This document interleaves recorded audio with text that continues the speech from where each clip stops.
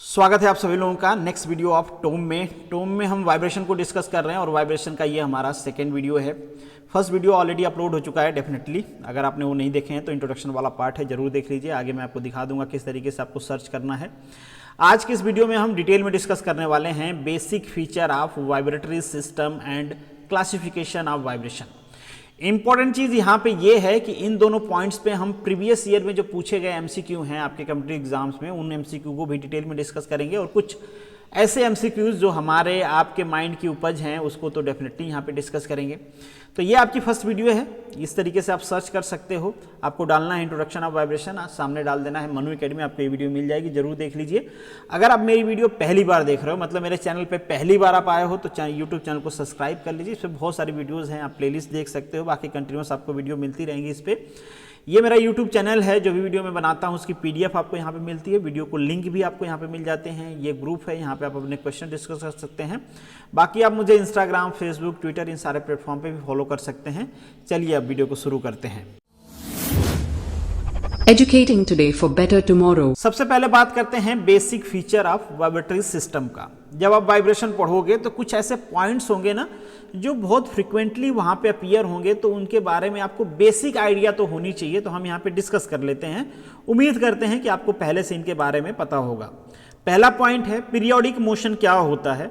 कोई भी मोशन जो एक फिक्स इंटरवल के बाद, एक रेगुलर इंटरवल के बाद अपने मोशन को रिपीट करता है, ऐसे मोशन को हम कहते हैं पीरियोडिक मोशन। जैसे सिंपल एग्जांपल लें अर्थ का, तो अर्थ एक फिक्स इंटरवल टाइम के बाद क्या करती है, रोटेट करती रहती है। ऐसे कोई सा भी एग्जांपल ले लो जो फिक्स इंटरवल टाइम के बाद अपने मोशन को रिपीट करता रहता है, उसे हम कहते हैं पीरियोडिक मोशन। आप में से कुछ लोगों को ये डाउट होगा कि क्या ऑसिलेशन और पीरियोडिक मोशन में कोई डिफरेंस होता है। तो ऑसिलेशन पीरियोडिक मोशन का ही एक केस है, स्फेरिकल केस है वो, बस दैट्स इट, और कोई डिफरेंस इसमें नहीं होता है।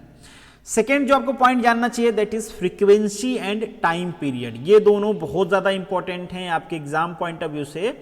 आने वाले लेक्चर्स में इनके बारे में हम न्यूमेरिकल भी डिस्कस करेंगे। यहाँ पे कुछ क्वेश्चन हम डिस्कस करेंगे बट वो थ्योरेटिकल टाइप के होंगे, मतलब थियरी बेस्ड होंगे, फंडामेंटल बेस्ड होंगे। बट चांसेज होता है कि आपके एग्जाम में न्यूमेरिकल बेस्ड क्वेश्चन पूछे जाएं, आपको सिस्टम दे दिया जाए और बताया जाए कि इसकी फ्रीक्वेंसी फाइंड आउट करो, इसकी एनर्जी फाइंड आउट करो, इसकी टाइम पीरियड फाइंड आउट करो। इस टाइप से क्वेश्चन पूछे जाते हैं।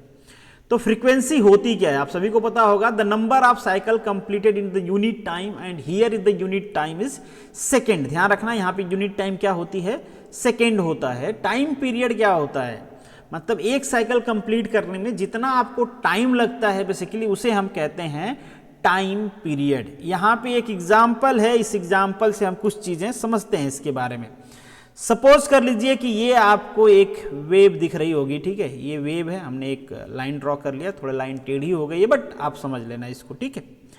अब यहाँ पे हम बात करें कि फ्रीक्वेंसी क्या है इसकी, तो आप देखो किसी फिक्स टाइम इंटरवल के बाद, ये आप देखो ये एक पॉइंट है हमारा 1 समझ लीजिए, ये हमारा एक पॉइंट 2 है। अब यहाँ पे देखो इसकी एक साइकिल कंप्लीट हो गई है, यहाँ से पॉइंट 2 से लेके पॉइंट 3 तक अगेन ये अपने इसी वाले लाइन को, मतलब देखो ना सेम फिगर है ना, इसका फिगर तो समझ रहे होगे आप लोग, सेम फिगर को ये क्या कर रही है, रिपीट कर रही है, मतलब एक ही साइकिल को रिपीट कर रही है। अगेन देखो इस पॉइंट पे कंप्लीट हो गया, फिर से यहाँ से स्टार्ट करके यहाँ तक कंप्लीट हो गया, फिर से यहाँ से स्टार्ट करके, इस तरीके से ये अपने पॉइंट्स को इसको यहाँ तक कर लेते हैं, थोड़ा मैंने वो कर दिया है। तो इस तरीके से ये अपने साइकिल को कंप्लीट करते रहते हैं। तो अब आपको ध्यान देना है कि पर सेकेंड कितनी साइकिल हुई। फ्रीक्वेंसी हमें साइकिल को नहीं कहना है, एक सेकेंड में कितनी साइकिल हुई। सपोज कर लीजिए एक सेकेंड में एक साइकिल हुई तो उसकी फ्रीक्वेंसी 1 होगी। एक सेकेंड में 2 साइकिल हो गई, 3 साइकिल हो गई, 4 साइकिल हो गई, जितनी ज्यादा साइकिल वो कंप्लीट कर लेगा उसकी फ्रीक्वेंसी उतना ही होगी। टाइम पीरियड क्या होगा भाई, अब एक साइकिल को, मतलब हमारे पॉइंट्स को यहां से यहां मूव करने में जितना टाइम लगा है, time taken to move from point 1 to point 2, उसे हम क्या कहते हैं, टाइम पीरियड कहते हैं। ध्यान देना, टाइम पीरियड एक साइकिल कंप्लीट करने में जो टाइम होता है उसे कहते हैं, और एक सेकेंड में जितनी साइकिल होती है उसे हम फ्रीक्वेंसी कहते हैं। समझ गए आप। चलिए यहाँ पे कुछ और चीज समझते हैं, इन दोनों का कंपैरिजन आप देख सकते हो। यहाँ पे भी एक लाइन ड्रॉ कर लेते हैं हम लोग। इन दोनों में लिखा हुआ है कि ये एक हाई फ्रीक्वेंसी वेव है, एक लो फ्रीक्वेंसी वेव है। इसकी फ्रीक्वेंसी कम है, देखो ना, किसी भी पर्टिकुलर पॉइंट पे ले लो, चलो एंड तक ले लो, तो ये कितनी साइकिल कंप्लीट किए हैं? 1 साइकिल, 2, 3, ये 4, ये 5, ये 6 साइकिल कंप्लीट किया हुआ है। इनने कितना साइकिल कंप्लीट किया हुआ है? 1, 2 एंड 3 साइकिल कंप्लीट किया हुआ है। तो इसकी फ्रीक्वेंसी क्या है? लो है। इसकी फ्रीक्वेंसी क्या है? ज़्यादा है। मतलब 1 सेकेंड में ज़्यादा साइकिल ये कंप्लीट कर रहा है। अगर इसको ज़्यादा साइकिल कंप्लीट करनी है तो इसकी वेवलेंथ कितनी होनी चाहिए? कम। भाई डिस्टेंस ट्रेवल कम रहेगा तभी तो ये ज़्यादा साइकिल कंप्लीट कर पाएगा। तो यहाँ पे अगर हम बात करें वेवलेंथ क्या होती है, तो 2 क्रेस्ट के बीच में या 2 पीक के बीच में, 2 चोटी के बीच की जो लेंथ होती है, इस पर्टिकुलर लेंथ को, इस लेंथ को हम क्या कहते हैं भैया? वेवलेंथ कहते हैं। तो अब देखो, लो फ्रीक्वेंसी अगर वेव है तो उसकी वेवलेंथ कम रहेगी, हाई फ्रीक्वेंसी वेव है तो उसकी वेवलेंथ ज़्यादा रहेगी। इसके बीच की है ना, ये लैम्डा से प्रेजेंट करते हैं, तो ये वेवलेंथ हो गई। ठीक है, तो आपको दिख भी गया होगा और आप पहले से भी जानते होंगे। अगर हम एनर्जी की बात करें तो लो फ्रीक्वेंसी, जो हाई फ्रीक्वेंसी वेव होती है उसकी एनर्जी ज़्यादा होती है, क्योंकि जो फ्रीक्वेंसी होती है एनर्जी के डायरेक्टली प्रोपोर्शनल होती है। लो फ्रीक्वेंसी वेव में एनर्जी क्या होगी? कम होगी, क्योंकि यहाँ पे फ्रीक्वेंसी कम है, वेवलेंथ ज़्यादा है। तो ये सारी चीज़ें आपको पता चल गई कि वेवलेंथ क्या होता है, टाइम पीरियड क्या होता है, फ्रीक्वेंसी क्या होता है। एक चीज़ और होता है एम्पलीट्यूड के बारे में, तो जो इसका पीक पॉइंट होता है ना, इसे हम बेसिकली क्या कहते हैं? इसे हम क्या कहते हैं? बेसिकली एम्पलीट्यूड कहते हैं। तो ये सारे पॉइंट्स आपको ध्यान रखने हैं, आगे यूज़ होंगे। और यहाँ पे एक आपको इंस्ट्रूमेंट जैसे कुछ दिख रहा होगा ना, कुछ इस तरीके से म्यूजिकल इंस्ट्रूमेंट को हम रिप्रेजेंट करते हैं। म्यूजिकल इंस्ट्रूमेंट्स जो होते हैं वहाँ पे वाइब्रेशन का बहुत रोल होता है। वहाँ पे बेसिकली हम वाइब्रेशन जनरेट करते हैं। आप कितना अच्छा वाइब्रेशन जनरेट कर पा रहे हो उतनी अच्छी म्यूजिक होगी, जितना खराब वाइब्रेशन आप जनरेट करोगे उतनी खराब म्यूजिक होगी। अब वाइब्रेशन में कितनी रेगुलरिटी है, उसकी फ्रीक्वेंसी, वेवलेंथ, ये सारी चीज़ें डिपेंड करता है कि जनरेट करने वाला कैसा है। नेक्स्ट जो हमारा पॉइंट है एम्पलीट्यूड का, ऑलरेडी मैंने आपको बता दिया कि जो मैक्सिमम डिस्प्लेसमेंट होता है वाइब्रेटरी सिस्टम में उसे हम एम्पलीट्यूड कहते हैं। किसी भी इक्विलिब्रियम पोजीशन से या मीन पोजीशन से जो डिस्टेंस आप मेजर करते हो, जैसे कि इससे पहले मैंने आपको दिखाया वो मीन पोजीशन था, उससे नीचे ऊपर आप एम्पलीट्यूड को मेजर कर सकते हैं। नेचुरल फ्रीक्वेंसी क्या होता है? Basically when system executed of free vibration. अब यहाँ पे आपको समझ में आएगा कि फ्री वाइब्रेशन क्या होता है, आगे हम डिटेल में डिस्कस करेंगे फ्री वाइब्रेशन। अभी आप ये समझ लो कि अगर कहीं पे एक्साइटेशन अवेलेबल नहीं है, कहीं पे कोई एक्सटर्नल फोर्स अवेलेबल नहीं है, तो उसे हम कहते हैं फ्री वाइब्रेशन। और उस टाइम पे जो वहाँ पे फ्रीक्वेंसी होती है उसे हम कहते हैं नेचुरल फ्रीक्वेंसी। रेजोनेंस बहुत ही खतरनाक चीज़ होता है। रेजोनेंस जो एक्साइटिंग फोर्स होता है, जो एक्साइटेशन क्रिएट करता है जो फोर्स, अगर उसकी फ्रीक्वेंसी हमारे नेचुरल फ्रीक्वेंसी से मैच कर जाती है तो उस टाइम पे ब्लंडर हो जाता है। और इस ब्लंडर से बहुत सारी चीज़ें, बहुत बार आपने सुना होगा, सुना नहीं होगा तो गूगल सर्च कर लीजिए। बहुत बार ऐसा होता है कि विंड वाइब्रेशन की वजह से, क्योंकि विंड क्या है? विंड एक एक्साइटिंग फोर्स है और वो वेरी करता रहता है, प्रेडिक्टेबल नहीं होता है। उसके वजह से बहुत सारे ब्रिजेस टूट गए क्योंकि वो रेजोनेंस फ्रीक्वेंसी को अचीव कर लिया उन्होंने। प्लेन क्रैश हो गए, बहुत बार ऐसा हुआ कि वो मैच करके, क्योंकि यहाँ पे जो वाइब्रेशन होता है वो बहुत ज़्यादा हो जाता है, इन्फाइनाइट पहुँच जाती है स्ट्रेन, और कोई सिस्टम इन्फाइनाइट स्ट्रेन सस्टेन नहीं कर पाता है। तो आपके मन में एक सवाल आएगा कि क्या रेजोनेंस पे पहुँच के कोई सिस्टम फेल होना तय है? ऐसा नहीं है।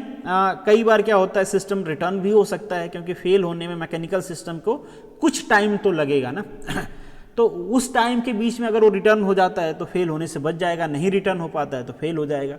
डिग्री ऑफ फ्रीडम क्या होता है? Degree of freedom of any vibrating system is implies number of independent coordinate which are required to define the motion. ध्यान रखना, नंबर ऑफ इंडिपेंडेंट कोऑर्डिनेट की हम बात कर रहे हैं। जैसे एग्जांपल से मैं आपको समझाता हूं। सपोज कर लीजिए कि हमारे पास एक मास स्प्रिंग सिस्टम है, यहाँ पे कुछ हमने एक मास स्प्रिंग सिस्टम लगा दिया इस तरीके से, और ये कुछ इस साइड मूव कर रहे हैं।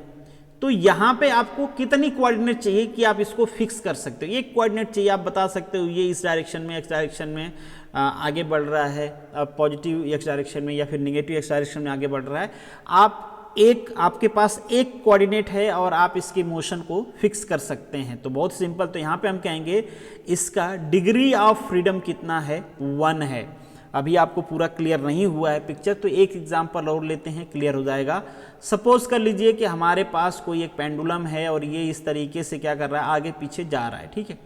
बट चांसेज हैं कि ये इस साइड भी जा सकता है, इस साइड भी जा सकता है, किधर भी जा सकता है ना, ये फ्री है, कोई इस पे कंस्ट्रेन तो है नहीं, यहाँ पे तो कंस्ट्रेन लगाया हुआ है हमने। अब सपोज कर लीजिए कि ये जो पेंडुलम है हमने एक वॉल पे लटका दिया, अब ये पीछे साइड नहीं जा सकता, केवल इधर और इधर जा सकता है। इस केस में इसके पोजीशन को हम केवल थीटा से या फिर एक्स वाई से रिप्रेजेंट कर सकते हैं। अब आप कहोगे कि यहाँ पे एक्स और वाई दो कोऑर्डिनेट हैं, तो क्या इसका डिग्री ऑफ फ्रीडम 2 होगा? आंसर होगा नहीं, डिग्री ऑफ फ्रीडम इसका 1 ही होगा, क्योंकि डिग्री ऑफ फ्रीडम मेंशन किया गया है कि इंडिपेंडेंट कोऑर्डिनेट चाहिए। और यहाँ पे जो भी एक्स वाई आप बताओगे कि यहाँ पे इतना ये एक्स गया इतना वाई गया है, ये दोनों एक दूसरे के डिपेंडेंट है। कैसे? X square plus y square equal to l square, l इसकी लेंथ है, तो ये डिपेंडेंट पैरामीटर है, हमको चाहिए इंडिपेंडेंट पैरामीटर। तो इस केस में भी डिग्री ऑफ फ्रीडम क्या होगा? 1 होगा। तो आपको समझ में आ गया कि डिग्री ऑफ फ्रीडम किसी मोशन को डिस्क्राइब करने के लिए जितने आपको इंडिपेंडेंट पैरामीटर की रिक्वायरमेंट होती है उसे हम कहते हैं उस सिस्टम का डिग्री ऑफ फ्रीडम। अब हम बात करते हैं क्लासिफिकेशन का।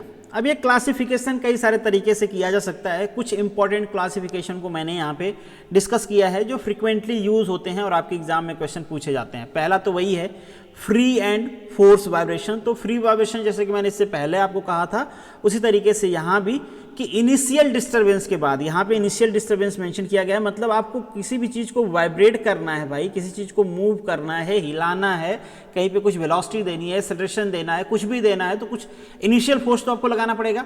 तो इनिशियल वाइब्रेशन के बाद अगर उसमें वाइब्रेशन जो एग्जीक्यूट होता है, आप एक्साइटेशन को हटा लिए हो, फोर्स को हटा लिए हो, उसके बाद भी जो वाइब्रेशन होता है उस वाइब्रेशन को हम कहते हैं फ्री वाइब्रेशन। जैसे सिंपल पेंडुलम का केस है, कहीं पे आपने लोहे पे हैमर कर दिया, एक बार हैमर कर दिया तो उसमें जो जितना देर तक वाइब्रेशन होता रहा उसे हम कहेंगे। तो इनिशियल वाइब्रेशन, इनिशियल डिस्टर्बेंस के बाद जो वाइब्रेशन होता है उसे हम फ्री वाइब्रेशन कहते हैं। फोर्स वाइब्रेशन क्या कहते हैं?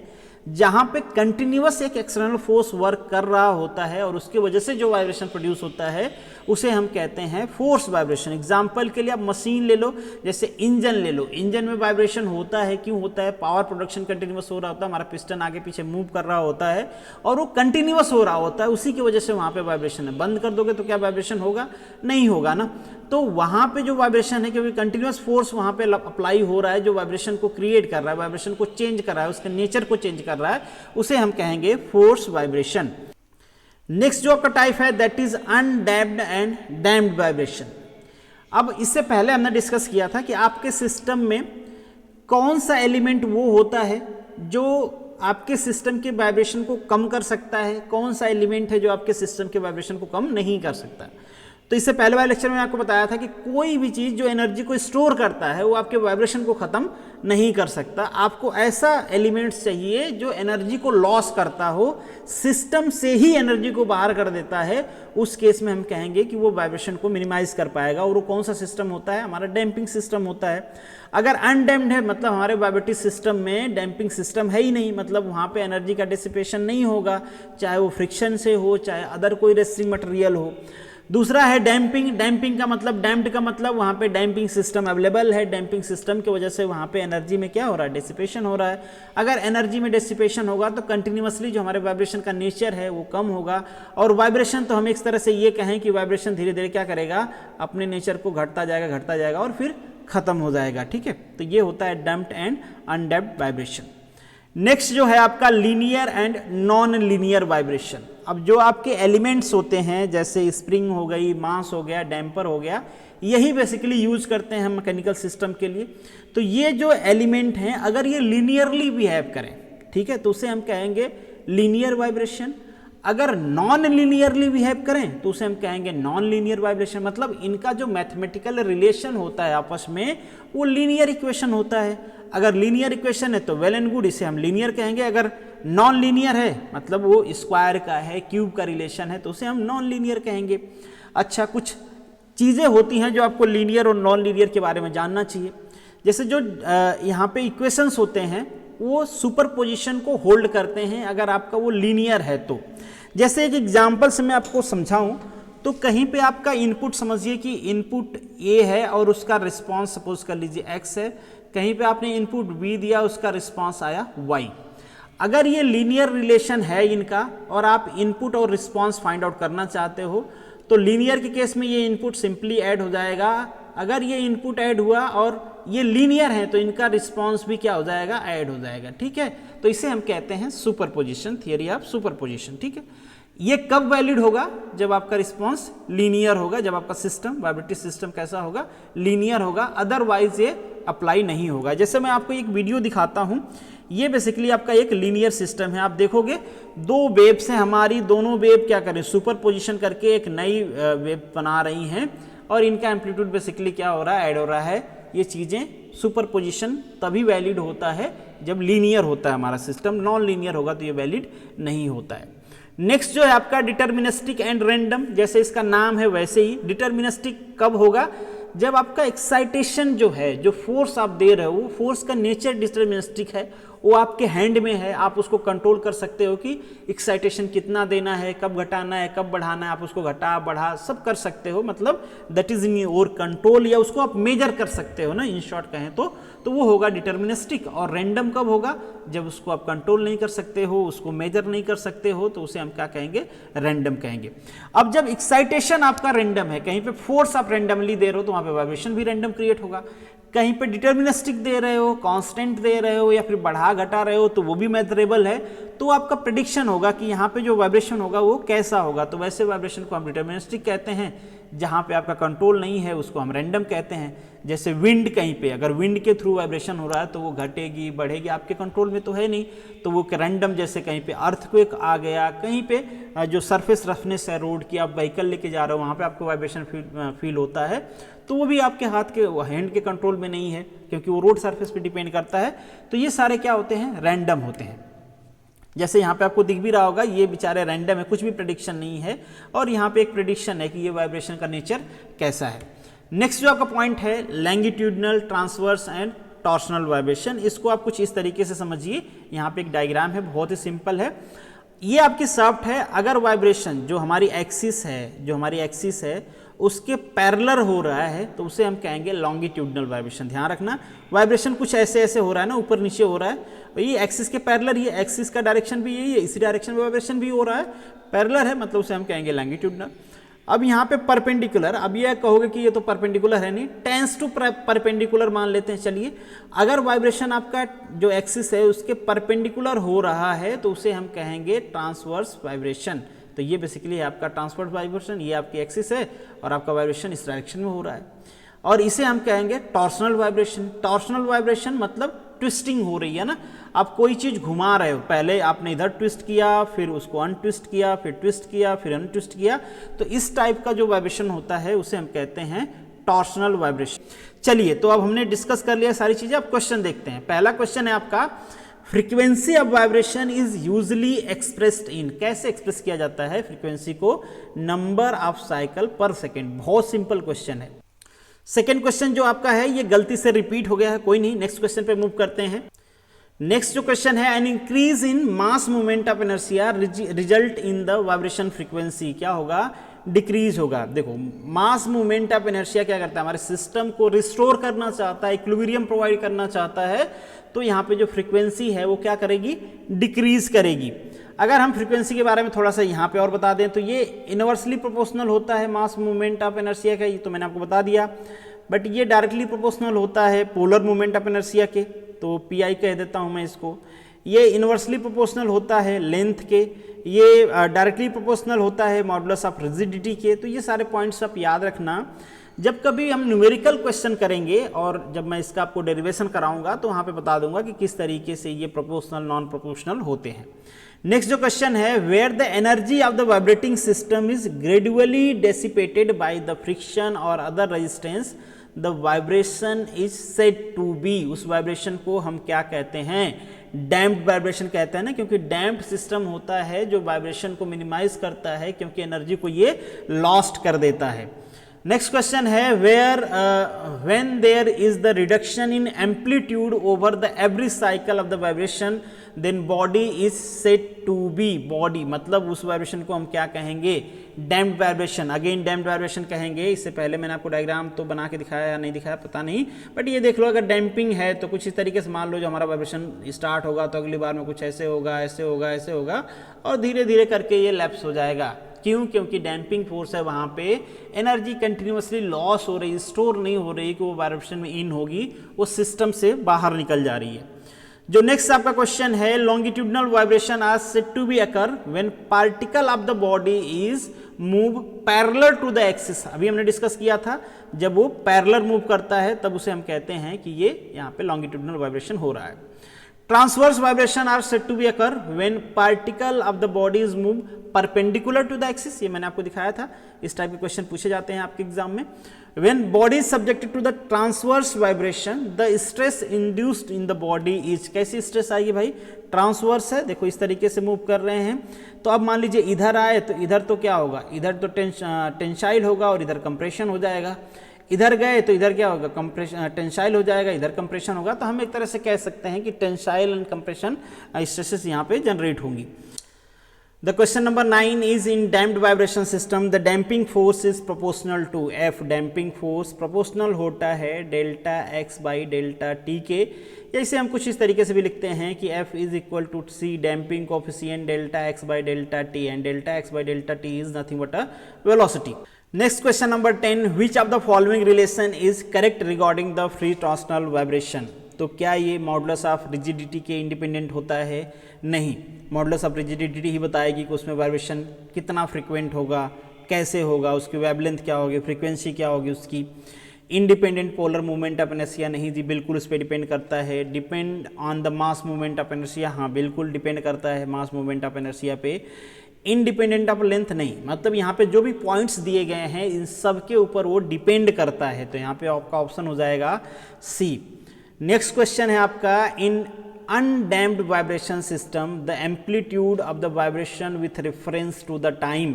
बहुत बार पूछा गया क्वेश्चन है, सिंपल क्वेश्चन है, मैंने पहले भी आपको दिखाया। डैम्पिंग क्या होगा? डैम्पिंग करेगा तो वाइब्रेशन की एनर्जी लॉस होती जाएगी, तो वाइब्रेशन धीरे धीरे आपका क्या खत्म की तरफ बढ़ता जाएगा।